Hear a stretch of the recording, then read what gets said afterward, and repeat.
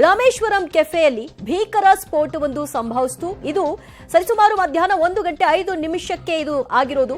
ಮಹಿಳೆಯೊಬ್ಬರ ತಲೆಗೆ ಗಂಭೀರವಾಗಿ ಗಾಯವಾಗಿದೆ ಅನ್ನೋ ಮಾಹಿತಿ ಲಭ್ಯವಾಗ್ತಾ ಇದೆ. ತಲೆಯಲ್ಲಿ ರಕ್ತ ಸುರಿತಾ ಇದ್ದ ಮಹಿಳೆಯನ್ನ ಆಸ್ಪತ್ರೆಗೆ ದಾಖಲು ಮಾಡಿದ್ದಾರೆ ಪೊಲೀಸರು.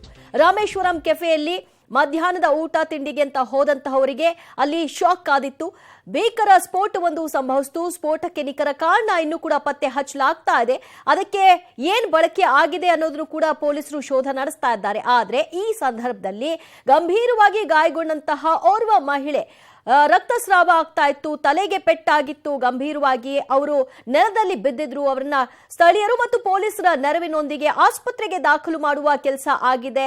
ಆಕೆಯ ಸಂಬಂಧಿಕರು ಕೂಡ ಇದೀಗ ಹೋಟೆಲ್ಗೆ ಆಗಮಿಸಿ ಇವರನ್ನ ಎಲ್ಲಿ ದಾಖಲು ಮಾಡಿದ್ದೀರಿ, ಏನು ಎತ್ತ, ಹೇಗಿದೆ ಅವರ ಕಂಡೀಷನ್ ಅನ್ನೋದ್ರ ಬಗ್ಗೆ ಆತಂಕವನ್ನ ಅಲ್ಲಿ ವ್ಯಕ್ತಪಡಿಸ್ತಾ ಇದ್ದನ್ನು ಕೂಡ ನಮ್ಮ ಪ್ರತಿನಿಧಿ ಮುರಳಿ ಎಕ್ಸ್ಪ್ಲೈನ್ ಮಾಡ್ತಾ ಇದ್ರು. ಸದ್ಯ ಘಟನಾ ಸ್ಥಳದಲ್ಲಿ ಜನ ಗಾಬರಿಯಿಂದಲೇ ಏನಾಗಿರಬಹುದು ಅಂತ ನೋಡ್ತಾ ಇದ್ದಾರೆ. ದೃಶ್ಯದಲ್ಲಿ ನೀವು ನೋಡ್ತಾ ಇದ್ರಿ, ಆಕೆ ಗಾಯಗೊಂಡಿರುವಂತಹ ಮಹಿಳೆ, ಆಕೆಯನ್ನು ಕೂಡ ಆಸ್ಪತ್ರೆಗೆ ದಾಖಲು ಮಾಡಲಾಗಿದೆ. ಈ ಘಟನೆಯಲ್ಲಿ ಸದ್ಯಕ್ಕೆ 5 ಗಾಯವಾಗಿದೆ ಅನ್ನೋ ರಿಪೋರ್ಟ್ ಲಭ್ಯವಾಗ್ತಾ ಇದೆ. ಓಕೆ, FSL ಅಧಿಕಾರಿ ನಮ್ಮ ಜೊತೆಗೆ ದಿನೇಶ್ ರಾವ್ ಅವರು ಸಂಪರ್ಕದಲ್ಲಿದ್ದಾರೆ. ಸರ್ ನಮಸ್ತೆ. ಸರ್, ಫಸ್ಟ್ಲಿ ಈ ತರದ ಒಂದು ಸ್ಫೋಟ ಆದಾಗ FSL ಟೀಮ್ ಏನ್ ಮಾಡುತ್ತೆ ಸರ್ ಸ್ಥಳದಲ್ಲಿ? ಅಲ್ಲ, ಮೋಸ್ಟ್ ಇಂಪಾರ್ಟೆಂಟ್ ಇಸ್ FSL ಅವರ ಡ್ಯೂಟಿ ಇದೆ. ಆ ಜಾಗದಲ್ಲಿ ಹೋದಾಗ epicentre of the blast identify ಮಾಡಬೇಕಾಗುತ್ತೆ. ಮತ್ತೆ ಪೆರಿಮೀಟರ್ ಎಷ್ಟುವರೆಗೂ ಡಿಸ್ಟ್ರಿಬ್ಯೂಟ್ ಆಗಿದೆ ಅಂತ ಅದನ್ನ ನೋಡ್ಬೇಕಾಗತ್ತೆ. ಅಲ್ಲದೆ ಈ ಸ್ಫೋಟಕಕ್ಕೆ ಬಳಸಿರ್ತಕ್ಕಂಥ explosive substance, burned and unburned substance ಅಂತ ಹೇಳ್ತೀವಿ, ಅದನ್ನ ರಿಕವರ್ ಮಾಡಬೇಕು. ಪ್ಲಸ್ ಅದಕ್ಕೆ ಡೆಟೋನೇಟರ್ ಯಾವ್ದು ಯೂಸ್ ಮಾಡಿದ್ದಾರೆ ಅಂತ ಅದನ್ನ ರಿಕವರ್ ಮಾಡ್ಬೇಕಾಗತ್ತೆ. ಅದಲ್ಲದೆ ಸ್ಫೋಟಕ್ಕೆ ಕಂಟೈನರ್ ಯಾವ್ದು ಯೂಸ್ ಮಾಡಿದ್ದಾರೆ. ಸೊ ಇದು ಮೂರೂ FSL ಎವಿಡೆನ್ಸಸ್ ಆ ಸ್ಫೋಟದ ಎಪಿಸೆಂಟರ್ ಜಾಗದಲ್ಲಿ ಸುತ್ತಮುತ್ತದಲ್ಲಿ ಸಿಗುತ್ತೆ.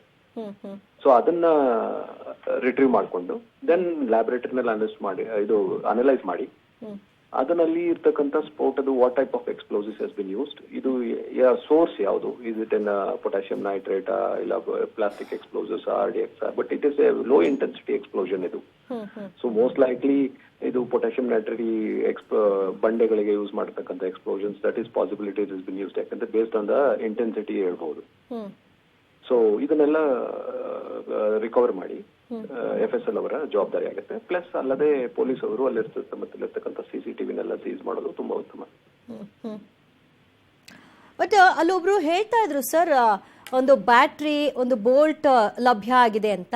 ಸೊ ಈ ತರದ ವಸ್ತುಗಳಿಂದಲೂ ಬ್ಲಾಸ್ಟ್ ಆಗೋ ಸಾಧ್ಯತೆ ಇದೆಯಾ?